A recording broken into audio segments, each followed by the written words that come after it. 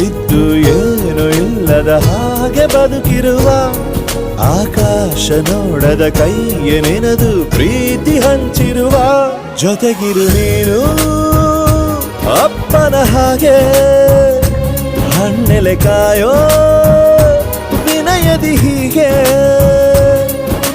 ನಿನ್ನನು ಪಡೆದ ನಾವು ಪುನೀತ ಬಾಳು ನಗು ನಗುತ್ತಾ ಬೊಂಬೆ ಹೇಳುತ್ತೈತೆ ಮತ್ತೆ ಹೇಳುತ್ತೈತೆ ನೀನೇ ರಾಜಕುಮಾರ.